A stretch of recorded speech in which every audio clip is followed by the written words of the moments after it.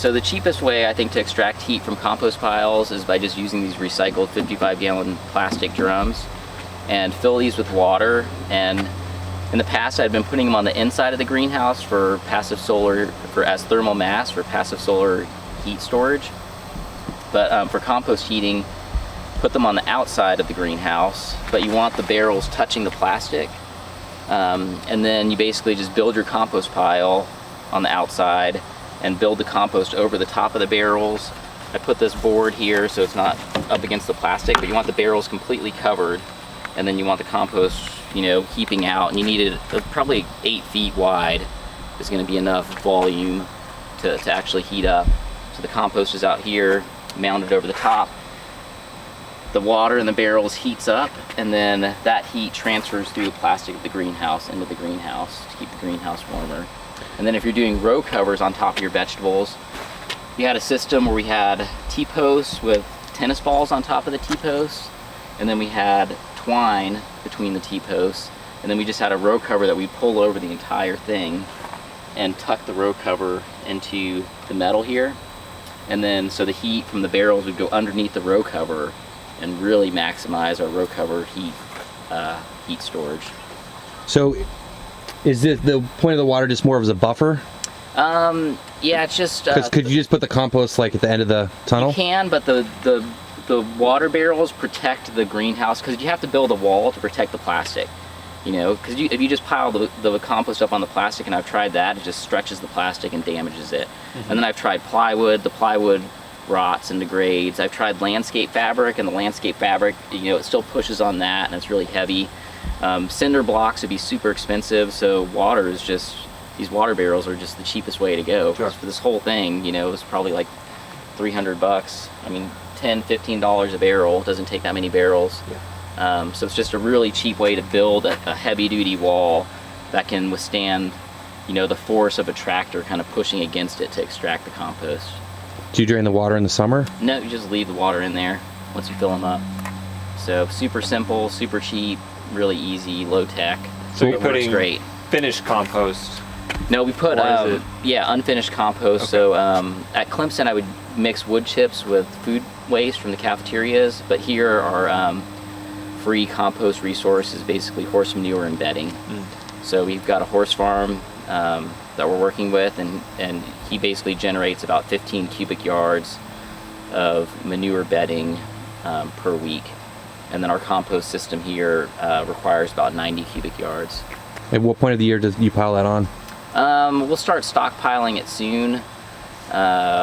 Probably, you know, want to have this completely filled with the compost material by, I would say, end of December. Because our heating needs are probably January and February. Yeah. Our biggest heating needs. This far south? Mm-hmm. Yeah. Yeah. A couple of questions that I had. How high are you floating those row covers over those tennis balls, over that wire? Are you going to do that again? Oh yeah, definitely do it again. Is that worth the labor and the management of setting that up? I think so. And if you use like a lightweight row cover, like a, I don't know, ag. Like a half ounce or an ounce? 15 or 19? Yeah, like a half ounce, like the lightest one, so it lets a lot of light through. Yeah. Not like an insect cover. I can't remember what the AG number is for the ounce. 19, I think. Yeah. AG 19, yep. I think that's best because the light can penetrate through it, and if you're adding heat below it, you don't really need that kind of thickness. Mm-hmm. The research I did at Clemson was showing that, you know, the lightweight covers row covers work just as well as the heavyweight ones when you combine them in a high tunnel. So, and then also combining the compost heat, yep. So that way you don't have to actually remove the cover every day. You can just leave it on, and enough light will come through. Yeah. This far south, your limiting factor isn't so much temperature as it's light. Yeah. You're trying to cover everything and then passively heat a tunnel. Another question that I have, what's going on down here with the pipes and the holes in the concrete pad? Could you explain this? Yeah, so this is a different heat extraction system. It's a lot more expensive. So this has like a payback that's probably like, it'll give you payback in a month or less. This payback on this system here is about 8 years, I calculated. So what we did here is we have a concrete slab, and then we've put insulation below it with extruded polystyrene, and I think we put 2 inches of insulation below it, and then embedded it with about 1,000 feet of 1/2-inch PEX pipe. So we have the pipe just looping in here, kind of similar to a greenhouse, a bench top heating system with a hydronic heating system in a greenhouse, for hydronic heating system in a greenhouse, but this is same design as a bench top system, but it's just the pipes are embedded in the slab. Okay. And where does this run into? So it's a closed loop system. I can show you how that works. It has 2 zones, so we separate it into 2 zones so you can start, because it takes a while to get all the compost material. So you can extract heat from one zone and then push all the compost over to the other side, and as you turn it, that's gonna aerate it, and then you can get more heat out of it. And then after you push it over, you can add more to the other side, and then you can just basically turn on which zone you have compost on, so you don't have to extract heat from the whole thing at one time. Basically, you just turn this valve to shut, it's basically a closed loop system. So basically just close off the feed line or the return that goes into the concrete slab, and then force the water through the slab. So basically this valve shuts off the line that would normally take it back to our backup heater, and then these valves open up and that forces the water through the concrete slab on its way back to our backup heater. So basically it's going through this closed loop, and then you turn the valve to force it through the concrete slab on its way through that closed loop. It's a simple way to explain it. But it's important to have thermometers on the intake and the outtake, so you want to make sure that the water coming out of the pile is warmer than the water going in. Obviously. Otherwise it's not heating, it's taking heat out. Yeah. And so what are you using this to heat specifically? So this heats our other greenhouse. Okay. So the cheap system heats the high tunnel, and the more expensive heat. This allows you to put the heat wherever you want it. So we can take the heat from a compost pile that's in a remote location, and then move that heated water to another location. So all the plumbing for this needs to be insulated. So when we put in those lines, we basically, the cheapest way to do it, I realize, is to put extruded polystyrene on the bottom and then on the sides, and then take spray foam insulation and fill in that half box that you made with extruded polystyrene with the spray foam. And that way you don't need as much spray foam to cover the entire pipes. You're using extruded polystyrene, which is cheaper. So these pipes are insulated all the way to the greenhouse? The whole thing. Otherwise you lose that to the ground pretty fast. Really quickly. I made that mistake at Clemson, the first system I built. I didn't insulate the pipes, and I realized I was losing about 5,000 BTUs per hour just to non-insulated pipes. So we had to rip everything out, insulate it, and put it all back in. Well, it's amazing with this system that you have 5,000 BTUs to lose. Yeah. Well, it generates, I calculated, somewhere between 20 and 30,000 BTUs based on the research I did at Clemson with the bottom heat extraction. Okay. So all of this runs to the greenhouse. Now, do you need, can you rely on this compost heat for the greenhouse as that's a primary heat source? Yeah, between the compost and the passive solar, that's all the heat we need. So. And we're in zone 8. 8. So we're pretty far up. Yeah. So was there another option to build another one of these for the other greenhouse, or was this better to combine one compost pile for 2 houses? Yeah, I mean, this way we're able to extract heat from the bottom and from the side. So it just makes use of the compost that we have. And having the concrete slab makes it really easy to extract the compost later on and turn it and move it around, so that's helpful. And then we have these pipes here are just for passive aeration. So this was something new that I did here. At Clemson, I put corrugated pipes through the pile, but then they kind of got in the way of the whole extraction process. So this time we embedded the pipe into the slab, which is a little trickier to do, and then just drilled holes in it. But at Clemson, I was doing some techniques where we would extract the carbon dioxide from the compost pile and then inject that into the greenhouse. And this extra CO2 really speeds up. You get 30% faster plant growth. So it really speeds up. How did you capture the CO2 from the? We just use a radon fan, and that radon fan pulls it out, and then you have to filter it by pushing that air through finished compost. It takes out a lot of the ammonia that might be in that compost gas, but there's also other toxic things that could be in there, like hydrogen sulfide. So it's really dangerous to extract the compost gases and inject them in your greenhouse. So you wouldn't want to build a compost pile. Yeah, you wouldn't want to do that. I guess that's what I was asking for, is why don't you just put the compost? Yeah, it'd be too much CO2. It'd be too, you could get hydrogen sulfide, a bunch of compost gases, which are nasty. You really need to be able to control how much CO2 and compost gases you're putting in there, and then you need to be able to shut it off, ventilate it before you go into the greenhouse, otherwise you could kill yourself. So it's pretty serious, but it's amazing what the CO2 does to the plant growth. I had one greenhouse that had a compost pile connected to it, and there were a couple holes in the plastic, and the tomato plants were just, 30% bigger than the greenhouse next to it that didn't have the compost gas. You don't really know what, you hear 30%, but 30% is like a lot of growth. Yeah. So, what orientation are we talking about here? This greenhouse is on a north-south orientation. So are we on the south side or the north side? On the north side. Okay. Yeah. So ideally, in our climate, your greenhouse would be on an east-west axis. More heat in the winter, less heat in the summertime. But and that's more important the further north you go in latitude.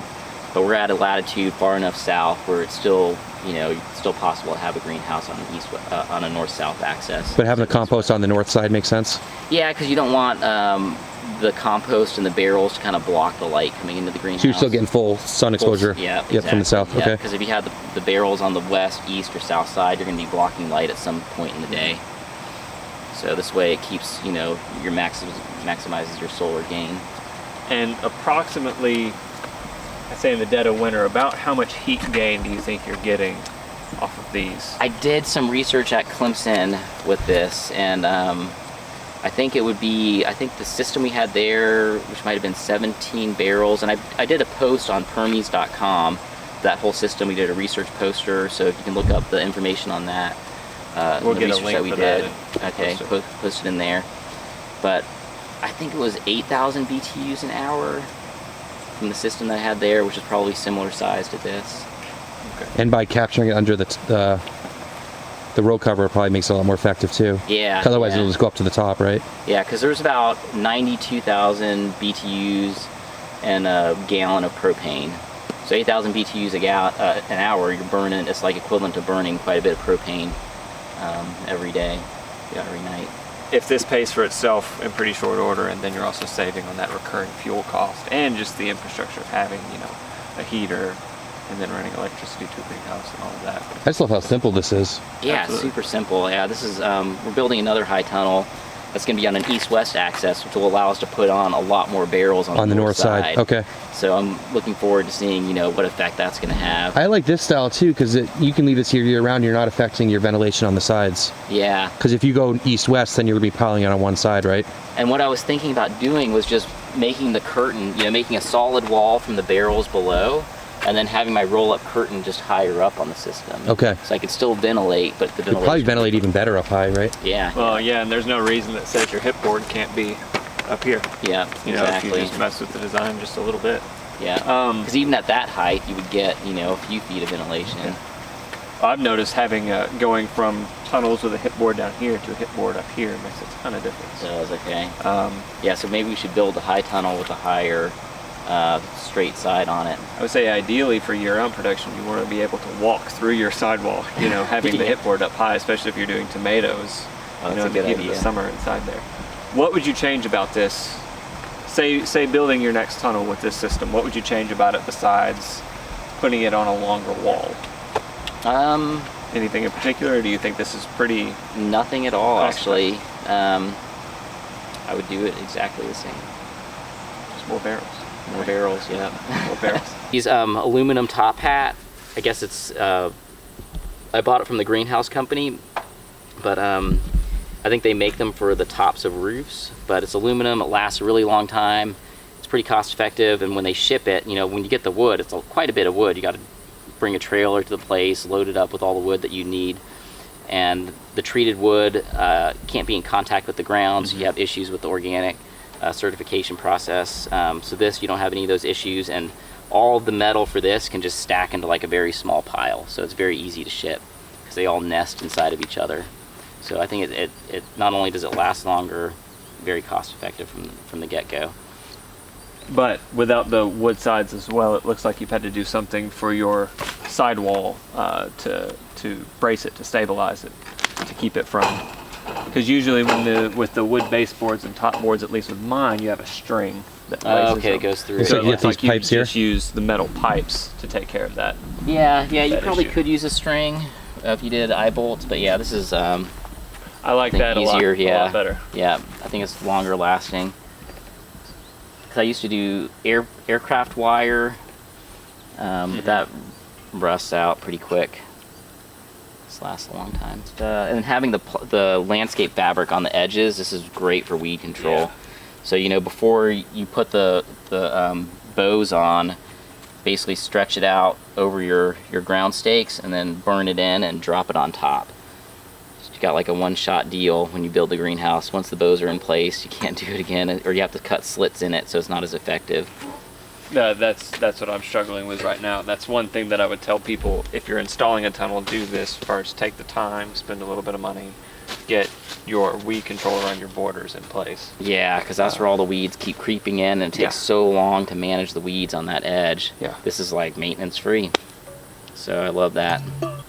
I mean, having like misters and drip systems, so having like 2 zones, one that can run misters and one that can run drip, because sometimes like if you're doing baby greens like this, having the misters is nice. And then if you're doing tomatoes or something that you don't want them to get wet, having the drip system is nice. So having both options I think is key.